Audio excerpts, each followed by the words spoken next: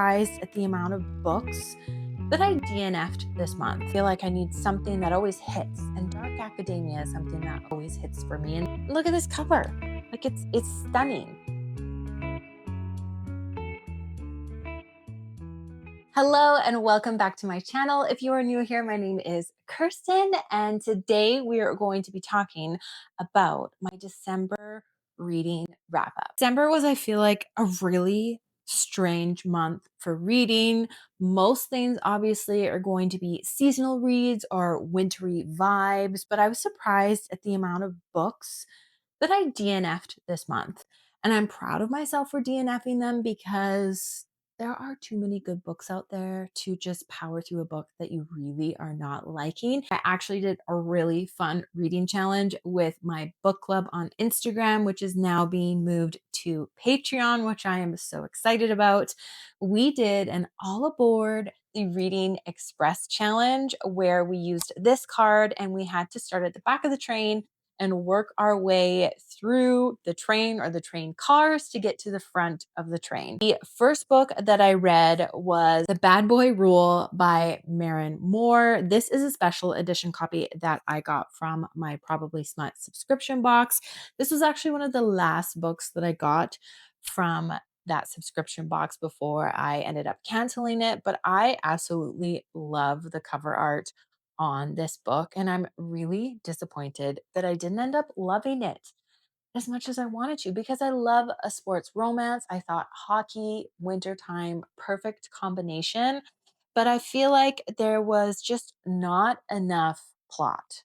There was some smut in there, which is always good. I have nothing wrong with a good smutty time, but I just felt like it was very surface level. So this isn't really a book that I would recommend. I feel like some people would enjoy this if you are someone that just wants to go in a book and have a good smutty time and not have to think too hard about things. Then I feel like you would really enjoy this book. But for me, I just didn't end up loving it. Next was probably my favorite read of the entire month, which I feel like it was probably everybody's favorite read, and that was Good Spirits by BK Borison. This was so stinking good, you guys. This is a paranormal romance which takes place during the holiday season. We have our two main characters. He is a ghost. She is a girl being haunted by said ghost. And she doesn't know why she's being haunted by the ghost of Christmas past, I think he is, because she's really not a bad person. I have no words. 5 stars. It's the best holiday romance book I have ever read. Wasn't cheesy. It was absolutely magical. That's just the best word that I have to describe this. Then we got to a DNF, which I'm really sad about because basically I bought this book because I thought the cover was beautiful and I love Beauty and the Beast. It's one of my favorite Disney movies. So when I saw A Curse of Shadows and Ice, I thought, yes, please. Look at this cover. Like it's stunning. But the plot, I literally couldn't even force my way through it. That's how bad I found this plot. Next, I thought, okay, well, we better switch things up because like the fantasy romance isn't working. I feel like I need something that always hits, and dark academia is something that always hits for me. And this book has been on my shelf for a while. So that was Enigma by RuNyx, and this was okay. Like, it wasn't the best dark romance that I've ever read. It wasn't the worst. I feel like it pulled from a lot of those typical tropes that we get in there where it's like secret society, murder, who done it, rich people, poor girl coming in to the academy and just trying to fit in. I just like now that I think about it, I thought that there was going to be like more magic or something. I don't know. The cover just gives different vibes than what I thought the actual book was going to be about. If you're someone who's read a lot of dark academia, then this would probably feel very repetitive for you. But if you have not read dark academia before and you want to just like dip your toes into it and see if it's something that you like, then I feel like you might like this book. Then we had our second DNF of the month. And I was really disappointed about this because you guys, I have bought the entire series. from this author of these books, because the first book in the series, it was pretty good. Like, I didn't absolutely loved it, but again, I love a hockey romance. This is a Canadian author, so I love supporting fellow Canadians. But Play With Me by Becca Mack was just not it. And it's so funny, when I told my friends that I DNF'd this, they were like, "What? Like, we love this series. We love that book so much." But I just got the major ick from the two main characters in this book, and I could not get over the ick. And no matter how hard I tried, I even tried audiobooks. So sometimes if I am not enjoying reading the book, I'll be like, okay, if I switch to audiobook, maybe I'll be able to power through it. I couldn't even power through it with the audiobook. So, like I said, I have the whole rest of the series on my shelf, but I'm going to give them a try, because maybe I will like some of the other books and some of the other characters, but Garrett and Jenny were just not it. They were not it for me. So next is probably my second favorite book of the month. And this is a series that I really look forward to seeing how it goes, because I uh, didn't know I loved the Hermione world until I read Alchemized. I haven't read any fanfics before. Um, I loved Alchemized. I thought it was such a beautifully written story. So when I picked up another traditionally published Hermione fanfic rewrite, and that being Rose in Chains by Julie Soto, with all of the things that I was missing in Alchemized, that I was like, oh, this would be like God tier or 6 stars if it just had this in it. And I feel like this was giving that for me, because I feel like I've read Alchemized, so I'm familiar with the darkness of what these books can represent. I was able to push past some of the things in here, like that maybe like Stockholm syndrome vibes that you might feel when you're reading this book. I pushed past that because I knew like the tension in this book was so stinking good. If you were looking for a slow burn, this is it. But it does have a lot of triggering subject matter in it. So definitely check your triggers when it comes to this book. But I'm so excited to read book 2, summer 2026. So whether or not that is true, I hope it is, because I cannot wait to see what happens in book 2. Next, we went back to the roots of December, which was Christmas magic. And that led me to The Christmas Fix by Lucy Score. This book has been sitting on my shelf for the longest time. And I just felt like this is either going to be a okay book or a really, really bad book. There is one book that comes before this one, which is Mr. Fixer Upper, which I have not read, but when I did a little bit of research, I don't think you need to read that one to pick this one up, unless you want good background context, then maybe do that. But I really liked this book. This was probably the biggest surprise out of all the books that I read in the month of December. We have a single dad in town.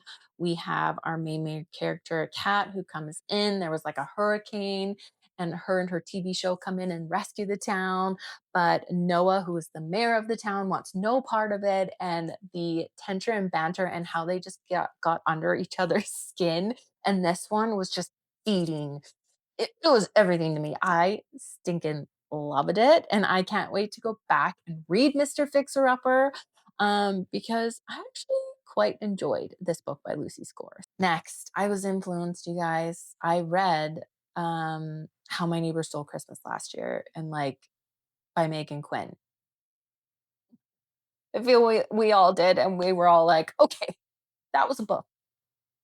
I love Home Alone. Home Alone is my favorite Christmas movie of all time, you guys. So I couldn't help myself. Even though the other book was so cringy, I was like, I gotta try this one. Merry Christmas, You Filthy Animal by Meghan Quinn.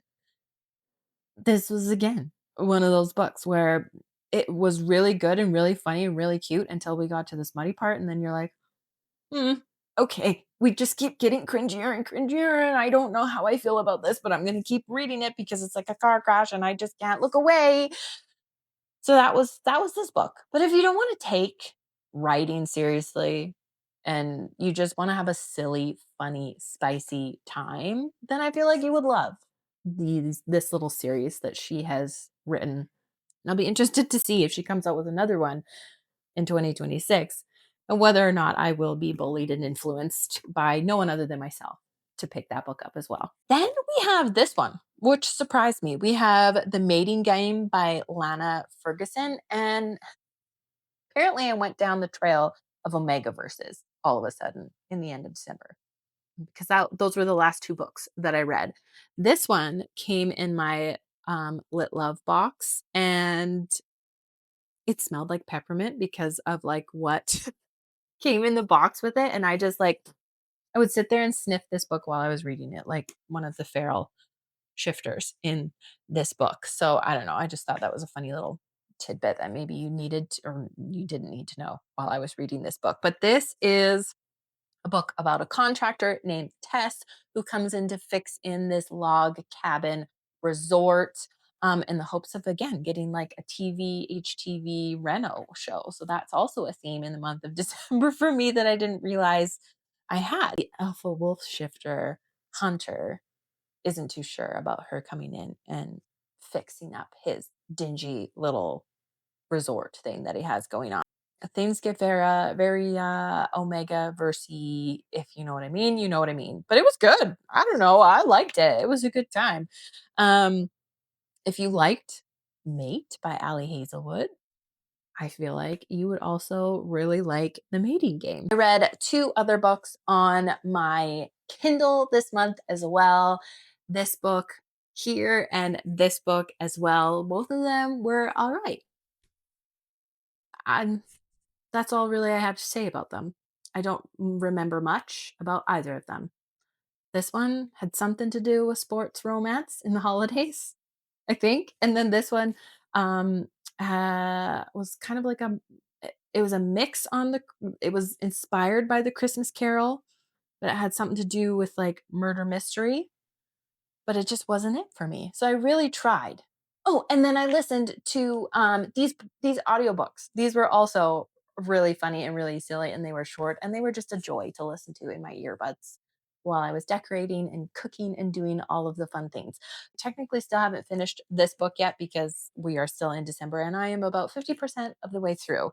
But we have one Pucked Up Pack by Sarah Blue. So again, another Omegaverse where you read it and you're like, feminism has gone way out the window while I'm reading this one, especially this one, because this is a why choose. We have 3 alphas and 1 omega. The 3 alphas are hunky hockey stars, and she is just a maple syrup smelling omega who goes into heat, and you could probably tell what happens after that. But I'm not gonna lie to you guys. Um, what is the word that they use over and over again?